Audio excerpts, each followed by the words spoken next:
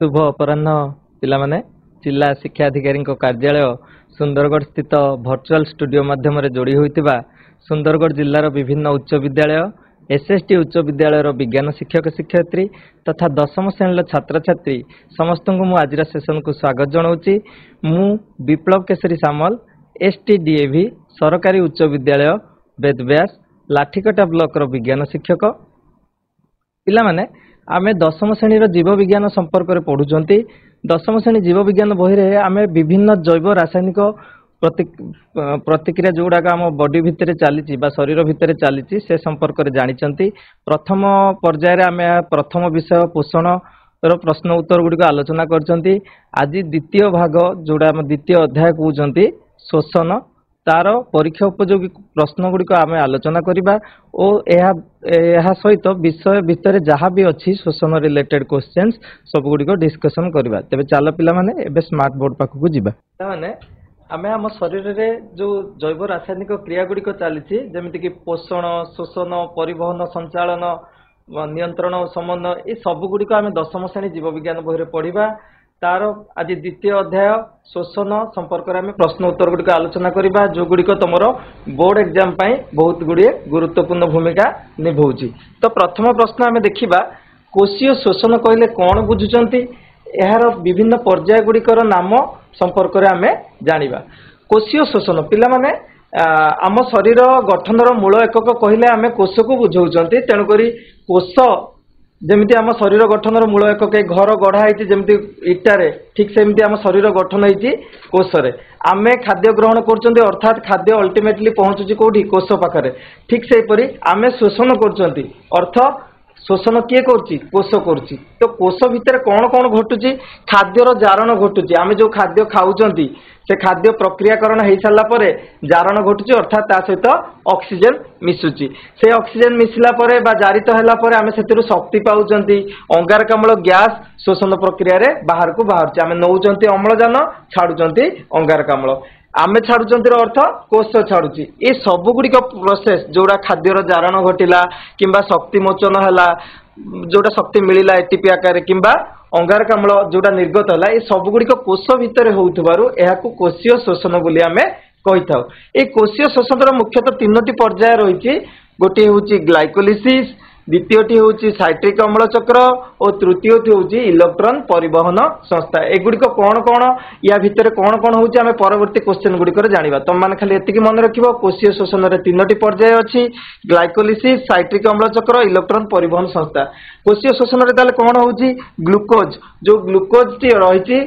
आम खाद्यर प्रक्रियाकरण पर जो ग्लूकोज तैयारी हुए से ग्लूकोज सहित ऑक्सीजन मिसे आम जो श्वासक्रिया अम्लजान ग्रहण कर मिसला परे बा जारित हुए जारित हैला परे सेतिरु कार्बन डाइऑक्साइड जल आउ एटीपी सृष्टि हुए एटीपी जोड़ा आम शक्ति आकार रे व्यवहार करिथांती। द्वितीय प्रश्न आम देखा यही गोटे पार्थक्य दर्शा तुम मानकर परीक्षा आसूची वायु उपजीवी शोषण और वायु अपजीवी शोषण मध्य पार्थक्य दर्शा पिला माने आम शब्द रु बुझीबा उपजीवी उर अर्थ उपस्थिति अम्लजान उपस्थिति होता शोषण को आम वायु उपजीवी शोषण बोली कही था। एठी वायु अपजीवी शोषण अर्थ अपजीवी अर्थात अनुपस्थित अम्लजान अनुपस्थित होता शोषण को आम वायु अपजीवी शोषण बोली कही था। जेहेतु अम्लजान ये संपूर्ण भाव थाए तेणुक ग्लूकोज संपूर्ण जारण घटी थाए अर्थात ग्लूकोज टी संपूर्ण भाव जारित होता है किंतु ये अम्लजान अभाव थिबारु बा नथिबारु अम्लजान असंपूर्ण जारण घटी थाए। जेहेतु ये ग्लूकोज संपूर्ण जारण होती ताले केते अधिक शक्ति उत्पन्न हम केतोटी एटीपी सृष्टि होची वायु उपजीवी शोषण में 38 टी एटीपी परीक्षा शॉर्ट क्वेश्चन आछी मन रखिबो वायु उपजीवी शोषण में 38 टी एटीपी सृष्टि होतिला बेले वायु अपजीवी शोषण में बहुत कम परिमाण रे शक्ति उत्पन्न होता है मात्र 2 टी एटीपी सृष्टि होता है। एथिरे फाइनल प्रोडक्ट आम या पूर्व स्लाइड रे देखिले कौन फाइनल प्रोडक्ट वायु उपजीवी शोषण रे जोटी अम्लजान मिसची अंगारकाम्ल बाहरची जल बाहरची और किसी शक्ति पाउचंती ठीक से लिखाई एथिरे अंगारकाम्ल और जल मुक्त भाव में रही था किंतु वायु अपजीवी शोषण में कौन होची इथानल बा सुरासार तैयारी होची किंबा लैक्टिक अम्ल सृष्टि होची किंतु अंगारकाम्ल और जल सृष्टि हो नाही। तो ये गला वायु उपजीवी और अपजीवी शोषण संपर्क में। तृतीय प्रश्न आम देखा कोशीय शोषण आधार संपर्क में जाना आधार माने कौ जगार कोशीय शोषण होची कोषर भितर पुणी किसी कोष अंगीकार होइथिबे कोषर कौ जगार कोष जो ये जो तीनोटी जाक प्रोसेस रहिला हमर कोशीय शोषण ग्लाइकोलिसिस साइट्रिक अम्ल चक्र इलेक्ट्रॉन परिवहन संस्था एगुड़िक कोषर केउ जगार होता है कोष भितर थिबा कोष जीवक कोष झिल्ली द्वारा आवृत होता है तुम मैंने देखिपार ये टोटाल बाहर जो आवरणटा को आम कोषर कौन कहते कोष झिल्ली भितर जोड़ा रहिले कौन कोष जीवक जोड़ा ब्लू कलर आम देखिपार चित्र माध्यम ताकू आम कोष जीवक बा साइटोप्लाज्म बोली कहउछंती सेही साइटोप्लाज्म रे कोष अंगिका गुड़िक भासमान अवस्था रे थाए तेणुक कोशीय शोषण प्रथम पर्याय जोटा आम ग्लाइकोलिसिस बोली कहउछंती एहा कोष जीवक मध्य संपादित होता है तापर आसी आम द्वितीय पर्यायटी कौटी होता है ना तो माइटोकॉन्ड्रिया होता है माइटोकॉन्ड्रिया स्ट्रक्चर विषय आम मैंने ऑलरेडी जानते माइटोकॉन्ड्रिया झिल्ली केतटा झिल्ली माइटोकॉन्ड्रिया दुईटी झिल्ली थाए गोटे बाह्य झिल्ली ए बाहर पटे जोड़ा देखुच आउ गोटे होची अंत झिल्ली जोड़ा भितरे मोड़ी मोड़ी मोड़ी मोड़ी हेची ताको आमे अंत झिल्ली बोली कहउचंती एई जो दुई झिल्ली मध्यवर्ती अंचल रे किछि ब्लू कलर रे जिंस देखुच ना नहीं याकू कहा जाय मैट्रिक्स माइटोकॉन्ड्रियल मैट्रिक्स बोली कहा जाय बा रसपूर्ण मैट्रिक्स बोली कहा जाय एथिरे बहुत प्रकार जैविक अम्ल एंजाइम लिपिड प्रोटीन सब अणुगुड़िक रही थाए एई जो मैट्रिक्स भितर ही आमर द्वितीय सोपान जोटा आम कहते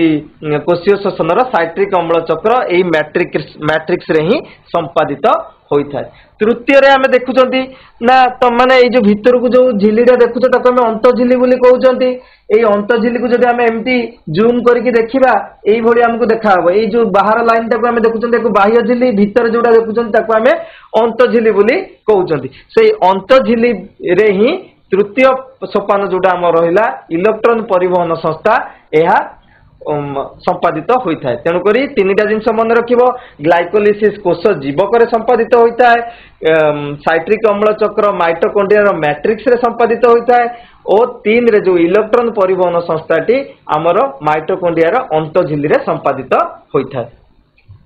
परवर्ती क्वेश्चन आम देखिए गोटे गोटे आम पढ़ी पढ़ी जा बर्तमान ग्लाइकोलिसिस रे कौन होउछि ग्लाइकोलिसिस कौटी होउछि प्रथम आम जानले ग्लाइकोलिसिस कोषर कोष जीवक ही संपादित होता है कोष जीवक संपादित होता है यही जो ग्लाइकोलिसिस को पुणी दुईटा सोपान रे भाग कराला जो ग्लूकोज रो विघटन घटुची ग्लूकोज टी भांगुची सेटा होउची दुईटी सोपान रे होता है प्रथम पर्यायर कौन होउची ना ग्लूकोज रो संकेत समस्त आम जानते C6H12O6 अर्थात कार्बन एटी केतेटा अछि 6 कार्बन विशिष्ट ग्लूकोज 6 कार्बन विशिष्ट ग्लूकोज टी वर्तमान प्रथम पर्यायर भाग होइकी केतेटा होची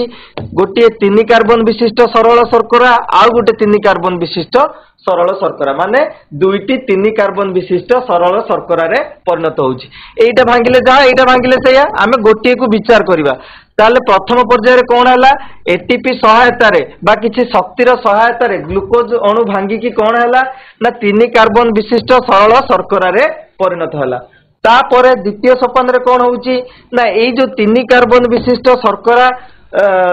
जो थिला सी वर्तमान कौन होउची संश्लेषित होई एटीपी और NADH2 को संश्लेषित करी बाहर कला परे से कौन रे परिणत होउची ना 3 कार्बन विशिष्ट पायरुभिक अम्ल रे परिणत होउची तल तीनटा जिंस ही होउची एठी प्रथमे ग्लूकोज सहित ग्लूकोज रो कार्बन संख्या होउची 6 प्रथम सोपान रे कोन हला 6 कार्बन टा भांगी की हे गला 3 कार्बन दीटा 3 कार्बन विशिष्ट सरल शर्करा अणु रे परिणत हला से 3 कार्बन भितरु पुणी कोन हला एहा द्वितीय सोपान रे NADH2 संश्लेषित कर साला परे बा एटीपी बाहर कर साला परे ये कौन है 3 कार्बन युक्त पायरुभिक अम्ल रे परिणत है वर्तमान ग्लाइकोलिसिस रे कौन होउची ताले शेष प्रोडक्ट हमर होउची पायरुभिक अम्ल आमे ग्लाइकोलिसिस शेष रे कौन पाइले पायरुभिक अम्ल पाइले तापर ये जो पायरुभिक अम्ल पाइले यह को परिवेश अनुसार किपरि कार्य करिवा आमे से विषय रे जानिबा वर्तमान 3 प्रकार कंडीशन आम पाखरे हेई पारे मो पाखरे पैसा बहुत थाई पारे मो पाखरे पैसा टोटाल न थाई पारे मो पाखरे पैसा अल्प किछि थाई पारे एई 3टा कंडीशन को छाडी के अलगा किछि कंडीशन हेई परिवो कि हेई परिवो नाही ठीक सही परे पायरुभिक अम्ल वर्तमान ग्लाइकोलिसिस रे सृष्टि हे सला परे या पाखरे 3टा ऑप्शन आइदर ताकू जदि आमे अम्लजान उपस्थिति रे करछंती ताकू कोन कहउछंती अम्लजान अनुपस्थिति रे जोटी टोटल अम्लजान नाही ताकू कोन कहउछंती आउ जोटी अम्लजान अभाव बा अल्प परिमाण रे अम्लजान मिलुची ताकू आमे कोन कहउछंती से विषय रे जानिबा। तो अम्लजान अनुपस्थिति कथा प्रथम जानिबा जोटी अम्लजान रहू नाही वर्तमान कोष जीवक रे वर्तमान ग्लाइकोलिसिस सरी जाईची पायरुभिक अम्ल सृष्टि होईची एई जदि अम्लजान न पाएछे ताले कोन सृष्टि हबो ना एई पायरुभिक अम्ल 2 कार्बन युक्त এই পাইরুভিক অম্লটা 2 কার্বন যুক্ত ইথানল বা সুরা সারে পরিণত হব। যদি আমি অক্সিজেন কু বন্ধ হয়ে যাইছি কিবা অক্সিজেন টোটাল মিলুনি তাহলে সেই যে 3 কার্বন বিশিষ্ট আমি পাইছিলে কোন পাইরুভিক অম্ল সে বর্তমান 2 কার্বন বিশিষ্ট ইথানল বা সুরা সারে পরিণত হব। যেহেতু সুরা সার প্রস্তুত হচ্ছে তাকে সুরা সার কিণন বলি কুহযিব। অম্লজানের অভাবে কোন হব যদি অল্প অম্লজান সে পাইলা তাহলে কোন হব ना ये 3 कार्बन विशिष्ट जो आमर पायरुभिक अम्ल रहा यह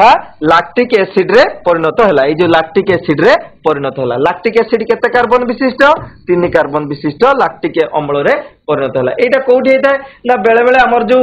क्रैम्प हो जाए आम दौड़ दौड़ हठात मसल सेल रे ही हुए बा पेशी कोष रे संकोचन प्रसारण जो यह होता है बेले बेले कौन जगह आमको हो गला आमको पेन हुए बा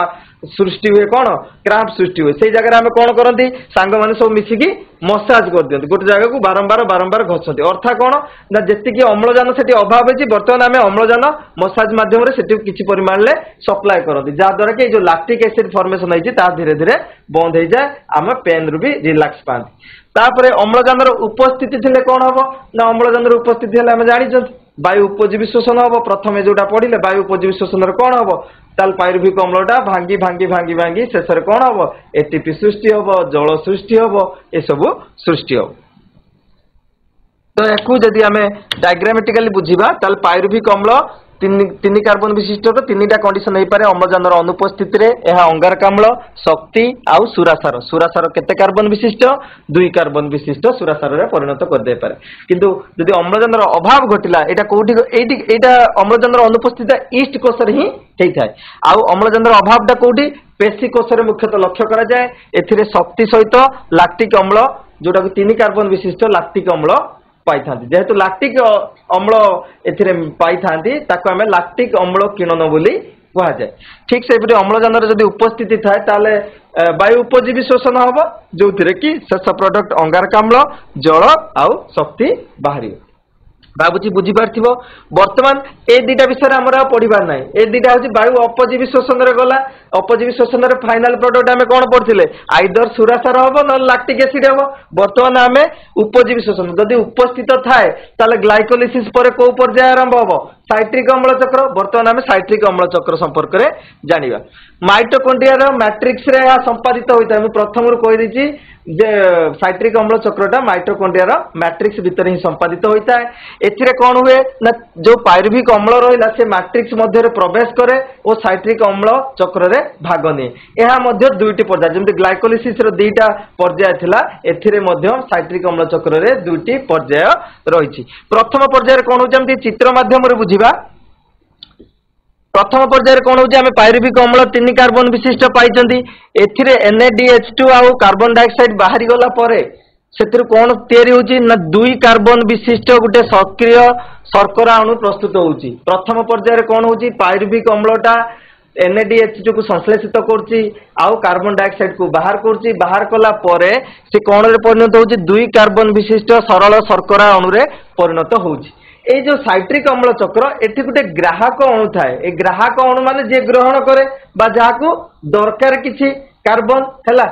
सी होची ऑक्सालो एसिटिक एसिड ताकू शॉर्ट लिखा जाए OAA बा ऑक्सालो एसिटिक एसिड। ए ऑक्सालो एसिटिक एसिड रो कार्बन संख्या होची 4 कार्बन विशिष्ट ऑक्सालो एसिटिक एसिड जहाँ को आम ग्राहक अणु बोली कहते। ए ग्राहक अणु द्वितीय पर्याय कौन करे ना ये जो 2 कार्बन सहित यह मिसी जाए 2 कार्बन सहित मिसी गला परे एथिरे कौन हुए ताल टोटल केतरा कार्बन है ये 2टा कार्बन ये 4टा कार्बन बर्तमान 6 कार्बन विशिष्ट साइट्रिक अम्ल तैयारी हुए। ताल कौन तैयारी है प्रथम प्रोडक्टा साइट्रिक अम्ल चक्र रे साइट्रिक अम्ल 6 कार्बन विशिष्ट तैयारी है क्या नहीं कि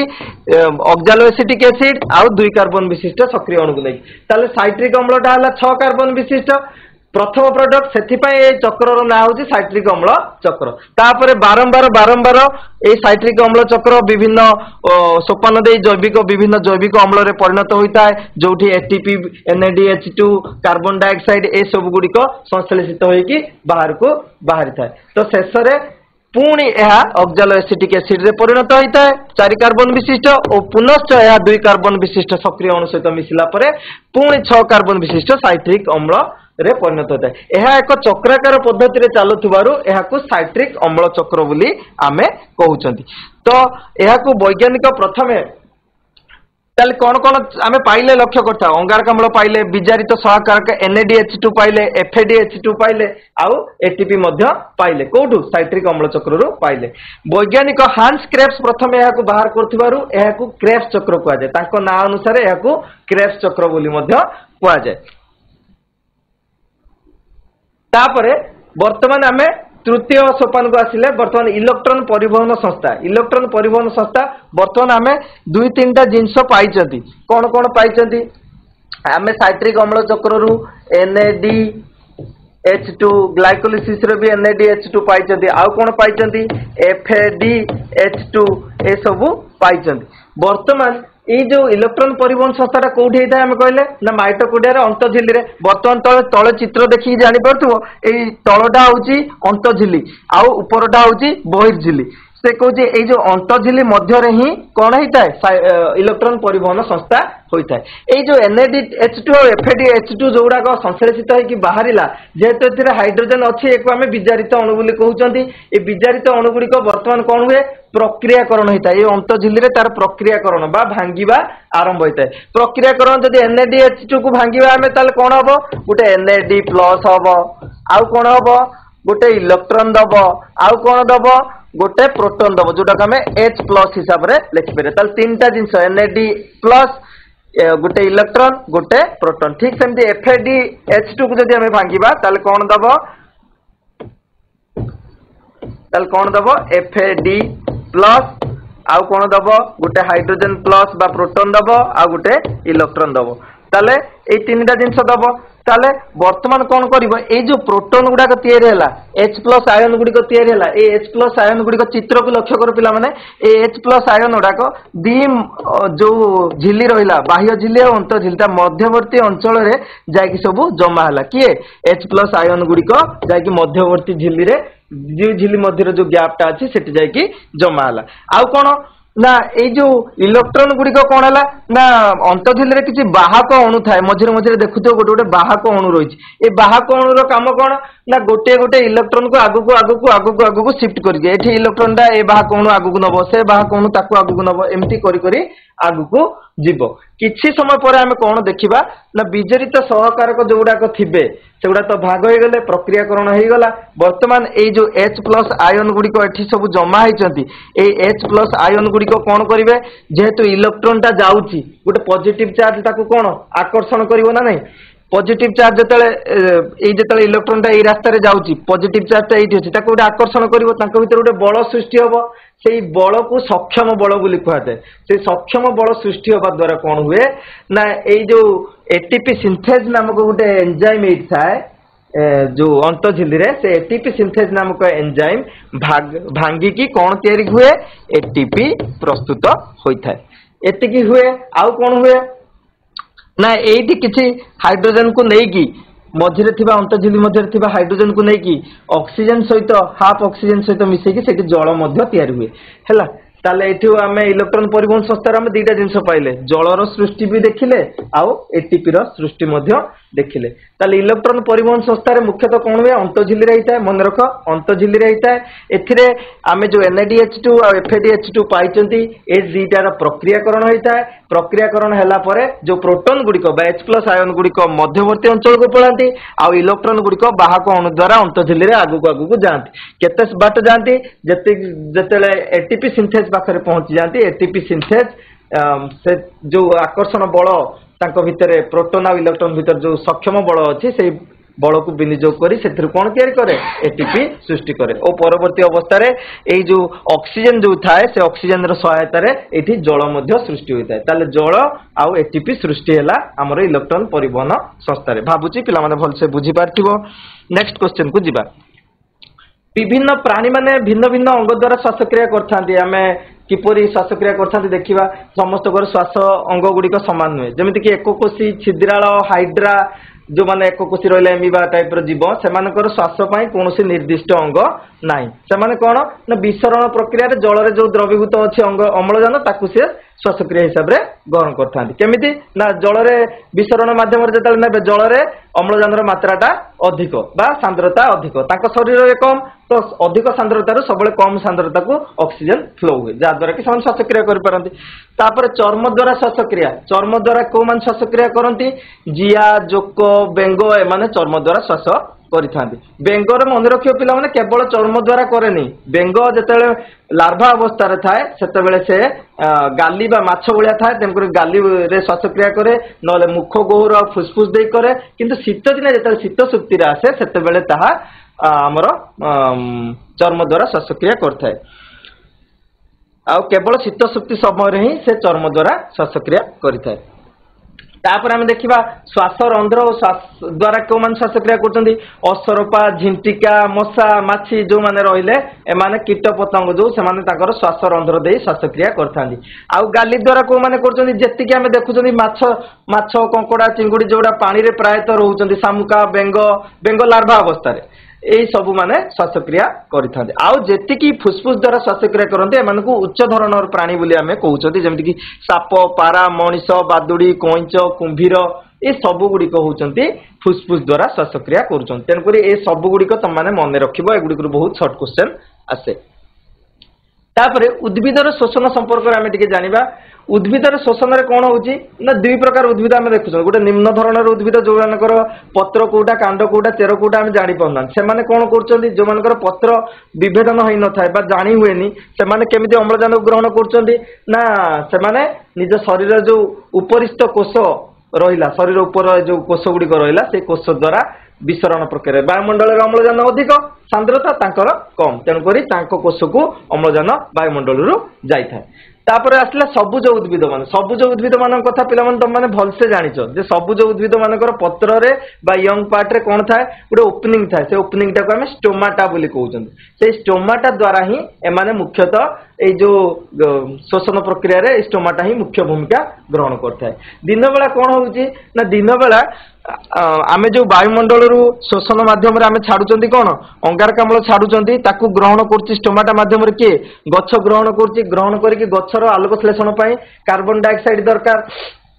तो से कार्बन डाइऑक्साइड को से ग्रहण करके आलोक संश्लेषण कला आलोक संश्लेषण रु कोन सृष्टि होबो ऑक्सीजन सृष्टि होबो से ऑक्सीजन से केवल आमको पठे दोनी जे आम माने व्यवहार करिया पई से ऑक्सीजन नु तार शोषण पई मध्ये जतिकी दरकार से ताहा संचय करके रखुची तो उद्भिद रे शोषण मुख्यतः कार्बन डाइऑक्साइड रो जीवा किंबा ऑक्सीजन रो आसीबा किंबा राति बेला यार उल्टा हुए अंधकार प्रक्रिया संभव रे ना राति बेला गच्छ आम भलिया हो जाए गच्छ आम भलिया कोन हुए ना गच्छ राति बेला अम्लजान ग्रहण करे अंगारकाम्ल छाड़े काई ना आलोक संश्लेषण हुएनी तेणु करी राति बेला मनुष्य भली हेई से कोन करे अम्लजान को ग्रहण करे तो ए जो जीवा आसीबार प्रोसेस टा समुदाय कहा द्वारा स्टोमाटा द्वारा ही नियंत्रित होई थाए आ ए माने जो अम्लजान को गोटे कोष रु आ गोटे कोष को विसरण माध्यम रे पाख कोष जोटा ग्रहण कला सेटार अधिक सांद्रता बढ़ी गला ता पाख कोषटा कोन हेतियो कमी जाइथिबो तेनु करी अधिक सांद्रता रु कम सांद्रता को गति कला धीरे धीरे आगु श्वासक्रिया करि थाए तापरे केउ कारक गुडी को शोषण को प्रभावित करता है बहुत गुड़े कारक अच्छी जे कि शोषण को प्रभावित करता है केमिति ना अम्लजान और अंगारकाम्ल सांद्रता तुम मैंने चिंता कर वायुमंडल अम्लजान परिमाण अधिका आम शरीर में अम्लजान सांद्रता कम ताले अम्लजान कुआड़ कौटी फ्लोड हम सब कही हाई कनसेंट्रेशन रु लो कनसेंट्रेशन दिग गति कर वायुमंडल आम शरीर भितर को आसो किंतु वायुमंडल जब चिंता करें अंगारकाम्ल सांद्रता बहुत कम 0.00 समथिंग है तो से जो अंगारकाम्ल सांद्रता कम रहा ताले आम शरीर भितर बर्तमान कोष गुड़िक शोषण रु कौन बाहर अंगारकाम्ल एठी शरीर भितर ताले अंगारकाम्ल सांद्रता अधिक तो अधिक रु कम को जीव ताले शरीर भितर कोठी की जीव वायुमंडल को जीव तो अम्लजान अंगारकाम्ल सांद्रता शोषण को प्रभावित करता है तापमात्रा मध्य प्रभावित करता है जिते तापमात्रा बढ़िबो शोषण मात्राटा सेते बढ़िबो जिते गरम हबो सेते जल्दी शोषण मात्राटा बढ़ी था तुम मैंने भी लक्ष्य करथियो तो आम शरीर रे भी जेतेले हमको बहुत गरम हुए हमर निश्वास प्रश्वास मात्राटा टिके बढ़ी जाए तापर खाद्य उत्पादन परिमाण आमे जेतिकी खाद्य ग्रहण कर ऑक्सीजन सहित मिसिकी जारित हम तेणुक खाद्य उत्पादन परिमाण आम जिते बढ़ेबा सेते ग्लुकोज फॉर्मेशन हम सेते ग्लुकोज सेतिकी अम्लजान दरकार ता देहरु कार्बन डाइऑक्साइड जल आउ शक्ति को बाहर करने तेणु खाद्य उत्पादन परिमाण को मध्य जदि आम बढ़ाऊँच ताले शोषण परिमाण मध्य बढ़ुची तापर कौन कोषर विपाचन उपस्थिति मध्य शोषण गुड़ी को प्रभावित करते कोषर जो विपाचक पदार्थ गुड़िक रहा तार उपस्थिति मध्य शोषण को प्रभावित करिଥାଏ। नेक्स्ट क्वेश्चन ये जो प्राणी और उद्भिद मानक मध्य कौन पार्थक्य ताले रहिला जो श्वासक्रिया ना प्राणी मानकर विभिन्न विभिन्न अंग पड़े आम एमिबा गोटे प्रकार करुच्ची माछ गोटे प्रकार करुच्ची मनीष गोटे प्रकार करुच्ची पारा आ गोटे प्रकार बेंगुआ गोटे प्रकार मशा आ गोटे प्रकार तो आमर सब भिन्न भिन्न अंग रही प्राणी मानकर श्वासक्रिया विभिन्न अंग गुड़िक रही किंतु उद्भिद गुड़िक श्वासक्रिया कौन निर्दिष्ट अंग सेमती ना से मुख्यतः अम्लजान अंगारकाम्ल को क्या द्वारा विनिमय करते गैस विनिमय होता है स्टोमाटा गोटे ही ओपनिंग थाए जो पत्र रे किंबा यंग पार्ट रे से स्टोमाटा देकी ही से अम्लजान अंगारकाम्ल को विनिमय करते यह हूँ मुख्य पार्थक्य। तापरे मनीषर श्वासतंत्र विभिन्न अंश गुड़ी को आम जाना और ग्रसनी गठन संपर्क में जाना तुम मैंने प्रायतः स्कूल में पढ़ा हेनी मनीषर श्वासतंत्र जदि आम जाना ताल श्वासतंत्र आरंभ होमर नासा पथरु ये सब गुड़िक जहाँ देखुच नासा पथ मान तुम नाकर दुईटा पुड़ा अनुभव कर दुईटा गात या आम नासा रंध्र बोली कहते नाकर जो पुड़ा दीटा को आम देखुन नासा रंध्र बोली कहते गोटे लंबा पाइप आगू जाइए आम नासा पथ बोली कहते जो पट देकी आम प्रश्वास नौ निश्वास छाड़ुन नासा पथ बोली कहते नासा पथरे आगू आगू वायु जाए तुम मैंने आंगुली किए पुराऊ जब नाकर जापर गोटे गोटे झिली टाइप किसी परदा अच्छी जोटा कि आगू आउ आमर आंगुली जाऊनी कहुए शैक्षणिक झिली से शैक्षणिक झिली कौन हुए जी बाहर धूलिकणा जहाँ भी रहा से सब लाखिकी रहे वायुटा से छाणी होगी आगू जाए नासा पथर आगू रहा किए ग्रसनी हूँ श्वासनलीर आरंभ पूर्व चित्र तुम जापर ये जो सरी जो मझी जगह श्वासनलीर आरंभ पूर्व ये जो जगह आम देखुं या आम कौन कहते ग्रसनी बोली कहते से ग्रसनी पर कौन आसुची श्वासनली जो लंबा पाइपटा देखुच सीधाटा ताको आम श्वासनली बोली कहते श्वासनली आसिकी देख दीटा फुसफुस आमर अच्छी बाँ पटे जोटा अच्छी बाम फुसफुस डाण पटे जोटा अच्छी डाण फुसफुस बा दक्षिण फुसफुस ये दुई फुसफुस को श्वासनली मध्य जो छोट छोट पाइप बा ब्रांच दीटा आसी आम श्वासनलिका बोली कहते श्वासनली पर कौन आसला श्वासनलिका तापर लास्ट को आमर रहा फुसफुस आ फुसफुस मध्य छोट छोट घर गुड़िक अच्छी जो गैस गुड़िक रही है आम कोटारिका बोली कहते बर्तमान आम ग्रसनी गठन संपर्क में जाना ग्रसनी एक पेशी बहुल टिश्यू ग्रसनी कहली नासा पथ जो सरी से आरंभ नासा पथर शेष आरंभ श्वासनली और खाद्यनली जो आरंभ होती पर्यंत जो अंशटा थाए आम कहते ग्रसनी बोली कहते ग्रसनी ताने यही गोटे जिनस गोटे जिनस जो जिनस कौन हो गोटे नाक पटू ओपन थाए गोटे पार्टी पटू ओपन थाए ग्रसनी एक आम कहते नाक पटू जोटा ओपन थाए आम नासा ग्रसनी बोली कहते पार्टी पटू मुह पटू जोटा थाए आम मुख ग्रसनी बोली कहते ग्रसनी ये गोटे थाए ऊपर पटू जोटा थाए नाक पटू नासा ग्रसनी आउ मुख पाखु जोटा थाए मुख ग्रसनी बोली कहते से कौन कह ग्रसनी दुई साइड रे एक जोड़ा टनसिल रही लसिकाव ग्रंथि रही आमर ये टनसिल तुम मान शीत दिन जन जनकर टनसिल बाहर यही पटटा टी ओहली जाए तलू आउ टे ओहली आसे आम टनसिल बा लसिकाव ग्रंथि बोली कहते यहाँ ग्रसनी पछ कांथरे रही आउ कौन ग्रसनी शेष भागु दीटा नली बाहर दीटा पाइप बाहर ग्रसनी शेष भागु ग्रसनी जो सरी दुईटा पाइप बाहर दुईटा पाइप गोटे हूँ खाद्य नली गोटे हूँ श्वासनली है ये जो खाद्य नली दीटा द्वार अच्छी दीटा पाइप अच्छे दीटा द्वार अच्छी तार खाद्य नली द्वार को आम गलेट बोली कहते श्वासनली द्वार को आम ग्लटिस बोली कहते मन रख खाद्य नली द्वार को गलेट श्वासनली द्वार को ଗ୍ଲଟିସ୍ ବୋଲି କହୁଛନ୍ତି। ଆଉ କ'ଣ ହୁଏ ନା ଶ୍ୱାସନଳୀର ଦ୍ୱାରରେ ଗୋଟେ ଅଧିଜୀବ ଅଛି ବା ଛୋଟ ଜୀବ ଅଛି ବା ପରଦା ଅଛି। ଶ୍ୱାସନଳୀର ଯୋଉ ଅଛି ଯେତେବେଳେ ଆମେ ଖାଦ୍ୟ ଗ୍ରହଣ କରୁଛନ୍ତି ଦିଟା ଯାକ ପାଇପ୍ ଅଛି ନା, ଆମେ ଯେତେବେଳେ ଖାଦ୍ୟ ଗ୍ରହଣ କରୁଛନ୍ତି ଖାଦ୍ୟ ଗ୍ରହଣ କଲାବେଳେ କ'ଣ ହଉଛି ନା ଏଇପଟେ ଦେଇ ଖାଦ୍ୟ ଯାଉଛି ଖାଦ୍ୟ ନଳୀ ଯୋଉଟାକୁ ଆମେ ଗଲେଟ ବୋଲି କହୁଛନ୍ତି, ଏଇପଟେ ଯୋଉଟା ଯାଉଛି ତାକୁ ଆମେ ଶ୍ୱାସନଳୀ କହୁଛନ୍ତି। ବେଳେ ବେଳେ ଖାଦ୍ୟ ଖାଇଲା ବେଳେ କ'ଣ ହୁଏ କାଳେ ଏପଟକୁ ଖାଦ୍ୟ ପଳେଇ ଆସିବ ଶ୍ୱାସନଳୀରେ ପ୍ରବେଶ କରିବ, ସେଥିପାଇଁ ଯୋଉ ଅଧିଜିହ୍ୱା ଅଛି ସିଏକୁ ବନ୍ଦ କରିଦିଏ। ଯେତେବେଳେ ଆମେ ଖାଦ୍ୟ ଗିଳୁଛନ୍ତି ସେତେବେଳେ ଶ୍ୱାସନଳୀର ଦ୍ୱାରଟି ବନ୍ଦ ଥାଏ ଆଉ ଏଟା ଓପନ ଥାଏ, କିନ୍ତୁ ଖାଦ୍ୟନଳୀର ସେମିତି କୌଣସି ପରଦା ନାହିଁ। ବେଳେ ବେଳେ କ'ଣ ହୁଏ ଯେହେତୁ ଏଇଟା ଗୋଟେ ସ୍ୱୟଂକ୍ରିୟ ପ୍ରକ୍ରିୟା ହଠାତ୍ ହଉଥାଏ, ମଣିଷ କନଫ୍ୟୁଜନ ପଡ଼ିଯାଏ। ଆମେ ଖାଉ ଖାଉ କଥା କହିଦେଲେ କିମ୍ବା ହସିଦେଲେ କ'ଣ ହୁଏ ବେଳେ ବେଳେ ଯୋଉ ଅଧିଜୀହ୍ୱାଟା ଶ୍ୱାସନଳୀରେ ବନ୍ଦ କରିବା ପରିବର୍ତ୍ତେ ଖୋଲା ରହିଥାଏ, ଯାହାଦ୍ୱାରା କି ଆମେ ଗିଳୁଥିବା ଖାଦ୍ୟ ବେଳେ ବେଳେ ଶ୍ୱାସନଳୀରେ ପଶିଯାଏ, ନାକରୁ ପଖାଳ ଭାତ ବାହାରି ଆସେ ବା ଯାହା ଖାଉଥିବ ଖାଦ୍ୟ ନାକ ବାଟେ ବାହାରି ଆସେ, ଆଉ କିମ୍ବା କାଶ ହୁଏ ଆମକୁ ବହୁତ, ଆମେ ତାକୁ କୁହନ୍ତି ଆମକୁ କିଏ ମନେ ପକାଉଛି, ଆକ୍ଚୁଆଲି କେହି ଆମକୁ ମନେ ପକାନ୍ତିନି। ଖାଦ୍ୟ ନଳୀ ବାଟେ ଖାଦ୍ୟଟା ଯିବା କଥା, ସେଇଟା ଶ୍ୱାସନଳୀରେ ପ୍ରବେଶ କରିବା ଦ୍ୱାରା ଆମକୁ କଷ୍ଟ ହେଇଥାଏ। ତ ଖାଦ୍ୟ ଗିଳିବା ସମୟରେ ଅଧିଜିହ୍ୱା ଦ୍ୱାରା ବନ୍ଦ ହେଇଥାଏ ଓ ଶ୍ୱାସନଳୀକୁ ପ୍ରବେଶ କରିପାରେ ନାହିଁ। ଇଏ ହେଉଛି ଗ୍ରସନ୍ଧିର ଗଠନ। ତାପରେ ଆମେ ଦେଖିବା ନିଶ୍ୱାସ ଓ ପ୍ରଶ୍ୱାସ ମଧ୍ୟରେ କ'ଣ ପାର୍ଥକ୍ୟ ରହିଛି। ପ୍ରଶ୍ୱାସ ଆମମାନଙ୍କ ଭିତରେ ଭୁଲ ଧାରଣା, ଆମେ କ'ଣ ନେଉଛୁ ମୁଁ ନିଶ୍ୱାସ ନେଉଛି, ନା ସେଇଟା ଭୁଲ। ଆଜିଠୁ ସେ ଛାଡ଼ିଦିଅ, ତମେ ବର୍ତ୍ତମାନ ସାଇନ୍ସର ଷ୍ଟୁଡେଣ୍ଟ, ଆଉ ବର୍ତ୍ତମାନ କହିବନି ଆମେ ଯୋଉଟା ନେଉଛୁ ସେଇଟା ନିଶ୍ୱାସ ହେଲା। ଆମେ ପ୍ରବେଶ ଶବ୍ଦରୁ ପ୍ରବେଶ, ଯୋଉଟା ଆମ ଶରୀର ଭିତରକୁ ପ୍ରବେଶ କରୁଛି ତାକୁ ଆମେ ପ୍ରଶ୍ୱାସ କହୁଛନ୍ତି। ଆମେ ନେଉଛନ୍ତି କ'ଣ ପ୍ରବେଶରେ ଅମ୍ଳଜାନ ନେଉଛନ୍ତି, ତେଣୁକରି ଫୁସଫୁସ ମଧ୍ୟରେ ବାୟୁର ପ୍ରବେଶକୁ ଆମେ କହୁଛନ୍ତି ପ୍ରଶ୍ୱାସ। ଆଉ ନିଶ୍ୱାସ ନିର୍ଗତ, ଯାହା ବାହାରି ଯାଉଛି। ନି ଶବ୍ଦର ଅର୍ଥ ଅଛି ନିର୍ଗତ, ଯାହା ଶ୍ୱାସ ନିର୍ଗତ ହେଉଛି। ଫୁସଫୁସରୁ ବାୟୁ ପ୍ରସ୍ଥାନ ବା ବାହାରି ଯିବାକୁ ଆମେ ନିଶ୍ୱାସ ବୋଲି କହୁଛନ୍ତି। ଆକ୍ଚୁଆଲି ପ୍ରଶ୍ୱାସ କଲାବେଳେ ବା ନିଶ୍ୱାସ କଲାବେଳେ କନସେପ୍ଟଟି କ'ଣ ହୁଏ ନା ପ୍ରଶ୍ୱାସ କଲାବେଳେ ତମମାନେ ଜାଣିଛ ଆମର ଯୋଉ ଫୁସଫୁସ ଦୁଇଟି ଅଛି, ଏଇଟାକୁ ଆମର ବକ୍ଷ ଗହ୍ୱର ବୋଲି କହୁଛନ୍ତି, ଛାତିକୁ ଆମେ ବକ୍ଷ ଗହ୍ୱର ବୋଲି କହୁଛନ୍ତି, ଆଉ ଆମର ପେଟକୁ ଆମେ କହୁଛନ୍ତି କ'ଣ ଉଦର ଗହ୍ୱର। ତ ବକ୍ଷ ଗହ୍ୱର ଆଉ ଉଦର ଗହ୍ୱରକୁ ଯିଏ ଅଲଗା କରିଛି ସେ ହେଉଛି ମଧ୍ୟଛଦା। ସେ ମଧ୍ୟଛଦାଟା ଏମିତି ଗମ୍ବୁଜ ଅବସ୍ଥାରେ ପ୍ରାୟ ରହିଥାଏ। ଆଉ এই ফুসফুস দুইটা কিଏ ঢাঙ্কিকি রଖିଛି ନା ଆଗପଟେ ଯୋଉ ହାଡ଼ଟା ଅଛି ତାକୁ ଷ୍ଟର୍ନମ୍ ବୋଲି ଆମେ କହୁଛନ୍ତି, ପଛପଟେ ଯୋଉ ହାଡ଼ ଅଛି ତାକୁ ଆମେ ମେରୁଦଣ୍ଡ ବୋଲି କହୁଛନ୍ତି, ଆଉ ଦୁଇ ପଟରେ କିଏ ଆମ ପିଞ୍ଜରା ହାଡ଼ ତାକୁ ଢାଙ୍କିକି ରଖିଛି। ଯେତେବେଳେ ଆମେ ପ୍ରଶ୍ୱାସ ନେଉଛନ୍ତି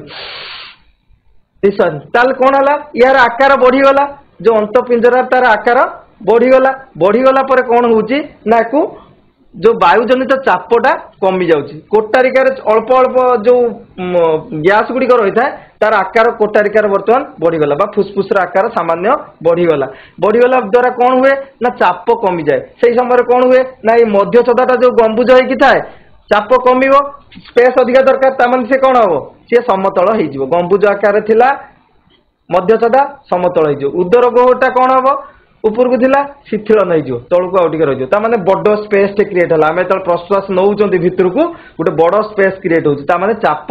କମୁଛି। ବାୟୁମଣ୍ଡଳରେ କିନ୍ତୁ ଚାପଟା ଅଧିକ, ତ ଚାପ ଅଧିକରୁ କମକୁ ବର୍ତ୍ତମାନ ଫ୍ଲୋ ହେଲା, ତାମାନେ ଅମ୍ଳଜାନ ଶରୀର ଭିତରକୁ ପ୍ରଶ୍ୱାସ ମାଧ୍ୟମରେ ଆସିଲା। ବୁଝିହେଲା। ନିଶ୍ୱାସରେ ଓଲଟାଟା ହେଉଥିବ, ନିଶ୍ୱାସରେ କ'ଣ ହେଉଥିବ ନା ଆମେ ବର୍ତ୍ତମାନ ଏଇ ଅନ୍ତଃପିଞ୍ଜରା ଶିଥିଳ ହୋଇଗଲା, ଅର୍ଥ କ'ଣ ଛୋଟ ହୋଇଗଲା। ତାହେଲେ ବର୍ତ୍ତମାନ କ'ଣ ହେଉଛି ଏଇ ଯୋଉ ଥିଲା ଆମର ମଧ୍ୟଛଦାଟା ସମତଳ ହେଇକି ଥିଲା ସିଏ ତାହେଲେ କ'ଣ ହେଇଯିବ ସାଙ୍ଗେ ସାଙ୍ଗେ ଗମ୍ବୁଜ ଆକାର ଧରିବ, ଆଉ ଆମର ଯୋଉ ଉଦର ଗହ୍ୱର ଭିତରେ ଯୋଉଟା ଅଛି ତାହା ସଂକୋଚନ ହବ। ଫଳରେ କ'ଣ ହବ ନା ଆମ ଶରୀରର ଯୋଉ ଭିତରେ ଯୋଉ ଫୁସଫୁସ ରହିଲା କୋଟାରିକା ରହିଲା ତା ଉପରେ ପ୍ରେସର ବଢିଲା ବା ଚାପ ବଢିଲା। ସେ ଚାପ ବଢିବା ଫଳରେ କ'ଣ ହବ ବାୟୁମଣ୍ଡଳରେ ଚାପ ତା ଅପେକ୍ଷା କମ୍, ତେଣୁକରି ଯୋଉ ଅଙ୍ଗାରକାମ୍ଳ ଗୁଡ଼ିକ ଥିବ ଆମ ଶରୀର ଭିତରେ ବା ଫୁସଫୁସରୁ ତାହା ବାହାରକୁ ବାହାରିଯିବ। ଚାପ ଭିତରେ ଅଧିକ ବାହାରେ କମ୍। ଇଏ ହେଉଛି ପ୍ରଶ୍ୱାସ ଆଉ ନିଶ୍ୱାସ ବିଷୟରେ ଯାହା ବି ଆମେ ଦେଖୁଛନ୍ତି ସେଗୁଡ଼ାକ ହିଁ ଲେଖାଯାଇଛି। ଏହା ଏକ ସକ୍ରିୟ ପ୍ରକ୍ରିୟା କିନ୍ତୁ ଏହା ଏକ ଶିଥିଳନ ପ୍ରକ୍ରିୟା। ଏହା ମଧ୍ୟରେ ଫୁସଫୁସର ଚାପ ଏଠି ବଢ଼େ କିନ୍ତୁ ଏଠି କୋଉଠି ଫୁସଫୁସର ଚାପ କମେ, ସ୍ପେସଟା ବଢ଼ିଯାଏ ନା ଚାପ କମିଯାଏ ହେଲା। तापर गैस विनिमय आम शरीर भितर केमती होउची गैस विनिमय मु तुमको बारंबार कहली सांद्रता अनुसार होउची अम्लजान सांद्रता बाह्य वायु रे जो वायुमंडल वायु रे अम्लजान सांद्रता अधिक और अंगारकाम्ल सांद्रता अधिक ये जो फुसफुस भितर कोटारिका जो अंगुर भली देखुछ छोट छोट घर को कोटारिका बोली कहते ये कोटारिका भितर ताले कौन अच्छी अम्लजान भरी होइकी अछि वर्तमान जेतेबेले रक्त वाहिनी गुड़िक कोटारिका पाखरे जो गुड़ाक अच्छी से शरीर भितर कौन आनी दूषित रक्त को लेकिन आसी दूषित रक्त गुड़ाक कोटारिका पाखरे जो पहुंची जाऊँ से कौन हो सांद्रतार तारतम्य देखा ये दूषित रक्त माने एथिरे अम्लजान मात्रा कम बा सांद्रता कम ये कोटारिकार किंतु कौन अच्छी अम्लजान अच्छी अम्लजान सांद्रता अधिक ताने कौटी कौटी की जीव फ्लो हम ब्लड सॉरी अम्लजान कोटारिकारु रक्तवाहिनी को जीव आउ कौन हम रक्तवाहिनी रे बर्तमान अंगारकाम्ल कंसंट्रेशन अधिक बा सांद्रता अधिक किंतु कोटारिकार अंगारकाम्ल अच्छी कि कम अच्छी तेणुक कौटी कौटी की फ्लो हम अम्लजानटा जीव कोटारिकारु रक्तवाहिनी को आ रक्तवाहिनी अंगारकाम्लटा आसीबो कोटारिका भितर यहीपरि भाव में आम शरीर भितर गैस विनिमय विसरण प्रक्रिया द्वारा होता है यही सांद्रतार भिन्नता जो कोटारिका मध्यस्थ वायु रक्त जालिका उपरे प्रभावित होई विसरण प्रक्रिया द्वारा अंगारकाम्ल और गैस विनिमय घटी थाए अम्लजान फुसफुस कोटारिका मध्य दे कोटारिका रक्त को मध्य को रक्त मध्य अंगारकाम्ल फुसफुस को पुनर्बार आसी थाए यह आम गैस विनिमय कहते सब मन रख जोटी अधिक थी सांद्रता से कम सांद्रता को सब फ्लो कर गैस परिवहन ये जो अम्लजान गैस टी रहा से गुड़िक कोष पाखे पहुंचे कि आम तो फुसफुस पाखे पहुंचे देले प्रश्वास आम शरीर चारिपटे परिवहन मुख्य भूमिका किए ग्रहण करता है रक्त तो से कौन रक्तर जो लोहित रक्त कणिका अच्छी आरबीसी से आरबीसी रे गोटे कणिका थाए ता ना हूँ हेमोग्लोबिन से हेमोग्लोबिन कौन करे ना अम्लजान एका जापरिबनी रक्त वाहिनी मध्य से कौन करे अम्लजान सहित हेमोग्लोबिन बांधी गली कि ता ना जाए कौन ऑक्सी हेमोग्लोबिन से ऑक्सी हेमोग्लोबिन शरीर विभिन्न कोष पाखे पहुंचे बर्तमान पहुंचीगला पर किंतु कोषर कैपेसिटी ना ऑक्सी हेमोग्लोबिन को लेकिन किसी यूज करियो सी बर्तमान कौन हम ऑक्सी हेमोग्लोबिन जेमिति बांधी होते ऑक्सीजन और हेमोग्लोबिन बर्तमान पुणी भाग हो गले है अम्लजान आउ हेमोग्लोबिन से कौन कला अम्लजान टाक कोष भितर छाड़देला हेमोग्लोबिन तार पलि आसला हेमोग्लोबिन खाली आसला कि से कौन कला ना रक्त जहाँ से कोषरु जहाँ वर्ज्य वस्तु बा अंगारकाम्ल बाहरला ताकू मध्य नहीं पलि आसला परे परे अंगारकाम्ल रक्त माध्यम रे फुसफुस रे पहुंचे और विसरण प्रक्रिया रे रक्तर कोटारिका बाट दे वायुमंडल को जाई थाए तापरे आमे स्वरपेटिका केउठारे थाए और कार्य संपर्क रे जानिबा श्वासनळी रे आरंभ रे स्वरपेटिका जोटी श्वासनळी हमर आरंभ होईची से श्वासनळी आरंभ रे स्वरपेटिका थाए जोटी आमे स्वर सेठी कोन सरू सरू तंतु भलिया किछि जिंस थाए सरू सरू तंत्री भलिया किछि जिंस थाए जोटा आमे भोकाल कॉर्ड ये भोकाल कॉर्ड रे कंपन सृष्टि जो आम शुणी पार तुम मैंने कथा कहला बेला ये हाथ दे पार जापर ये गोटे कंपन सृष्टि होती ये कंपन द्वारा ही आम ध्वनि सृष्टि होची बा मु जहाँ कहूँ तुम शुणी पार्छ तुम जहाँ कहूच आम शुणी पार्छ तापरे फुसफुसिया धमनी और फुसफुसिया शिरार कार्य तुम मैंने थर्ड यूनिट जो तुम अच्छी परिवहन और संचालन से गले भल से पढ़ो तथापि कहीदे फुसफुसिया धमनी कार्य कौन ना हृत्पिंड में आसिक दूषित रक्त बा अम्लजान विहीन बा अम्लजान कम थी रक्त जो पहुंचे सी बर्तमान क्या द्वारा ना फुसफुसिया धमनी दे ये अंगारकाम्ल युक्त रक्त फुसफुसिया धमनी जाई कौटी पहुंचे फुसफुस रे पहुंचे फुसफुस रे वर्तमान अंगारकाम्ल गुड़ी को से त्याग करी कौन ग्रहण करे अम्लजान ग्रहण करे विसरण प्रक्रिया से ऑलरेडी हम बुझी सारी विसरण प्रक्रिया रे ग्रहण करके जो अम्लजान पाइला वर्तमान विशुद्ध रक्त हो गला से विशुद्ध रक्तटा फुसफुसिया शिरा देकी पुनर्बार हृत्पिंड को आसी था माने शरीर भितर जेतिकी दूषित रक्त बा अंगारकाम्ल युक्त रक्त अच्छी ता आसिक हृत्पिंड पाखरे पहुंचला हृत्पिंड रु फुसफुसिया धमनी देकी फुसफुस को गला फुसफुस विशुद्धीकरण है अम्लजान परिमाण वृद्धि पाइला तापर फुसफुसिया शिरा देकी हृत्पिंड को आसला पुनर्बार आम शरीर भितर को विभिन्न अंश को गला भावुची क्लास टी को भलरे बुझीथियो वर्तमान आम किछि क्वेश्चन डिस्कशन करिवा तो प्रथम क्वेश्चन अछि केउ जीव श्वासरंध्र द्वारा श्वासक्रिया करे नाही तो माने स्क्रीन रे देखुछ केउ जीव श्वासरंध्र द्वारा श्वासक्रिया करे नाही चिंगुड़ी मशा झिंटिका असरपा केउटी श्वासरंध्र द्वारा श्वासक्रिया करे नाही। तो प्रथम प्रश्न उत्तर पाई पिला माने हैंड रेज करो। एसटीडीएवी हाई स्कूल केउ जीव श्वासरंध्र द्वारा श्वासक्रिया करे ना? एसटीडीएवी हाई स्कूल चिंगुड़ी। Very good. तो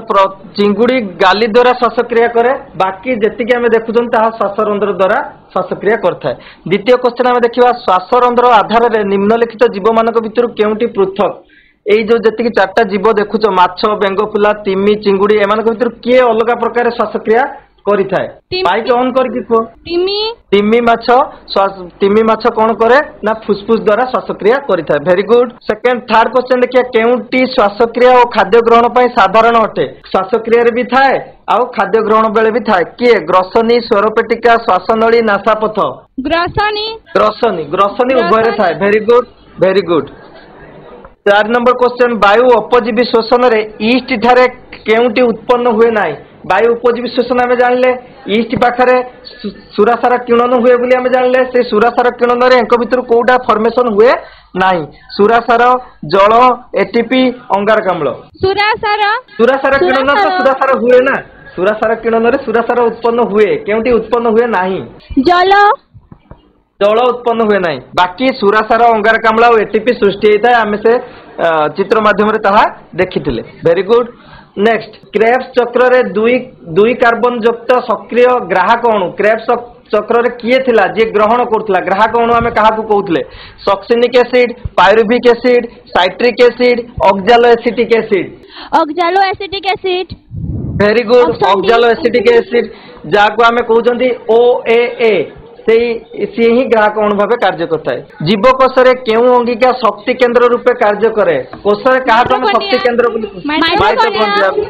वेरी गुड। ये तुम बारंबार पढ़िच नवम अष्टम से कहीदौच। मनुष्यर बक्ष गहर उदर गहर को किए पृथक कर अंशर नाम कौन? पिंजरा हाड़, मध्यछदा, मध्यछदा। एटा बक्ष गहर, एटा होची उदर गहर, ताकू जे अलगा करछि से होची के मध्यछदा। केउटी एक लसिकाभ अंग? केउटा एक लसिकाभ अंग? ग्रसनी पाखर थाए कहिथिली टॉन्सिल। टॉन्सिल हम जोटा को टॉन्सिल। Very good. श्वसनर केउ पर्याय रे जल प्रस्तुत होता है? श्वसनर केउ पर्याय रे जल तयारी होला? तीनटा पर्याय हम श्वसनर जानले, ग्लाइकोलिसिस, साइट्रिक अम्ल चक्र, जोटा आम क्रेब्स चक्र बोली कहले, आउ इलेक्ट्रॉन परिवहन संस्था। कोठी जल सृष्टि होता मन पका पिला माने? इलेक्ट्रॉन परिवहन संस्था। इलेक्ट्रॉन परिवहन संस्था रे ही जल सृष्टि होता है। Very good. मनीषर श्वासहार प्रति मिनिट रे केते थर होता है? आमे प्रति मिनिट रे केते थर श्वासक्रिया करि थांती? 15 रु 20 थर। 15 रु 20 थर। एटा गोटे जनरल क्वेश्चन समस्त जानि थिबो। Very good. भाबुची क्लास टाक समस्ते भलरे बुझिथिबो। तुम मानक पई किछि गृह कार्य अछि, पिला माने लिखि दियो आ तुम विद्यालय रे थिबा विज्ञान शिक्षक शिक्षयित्री मानकु ए गृह कार्य गुडी को करी देखैबो। एटी गोटे लास्ट को थैंक यू कहया पर गोटे मेसेज देवा समस्त को पई जे lungs are mean to be filled by air not smoke. आमर फुसफुस अछि बा लंग्स अछि केवल सुस्थ अम्लजान पाई, किंतु आम माने जो बहुत लोक कोन करचंती ना स्मोक बा धूम्रपान द्वारा यह नष्ट कर कोटारिका गुड़ी को नष्ट कर। तेणुक आमर आज मोटो हूँ आम लंग्स को एयर द्वारा फिल करवा, सुस्थ एयर द्वारा फिल करवा, किंतु स्मोक द्वारा नुहे। धन्यवाद।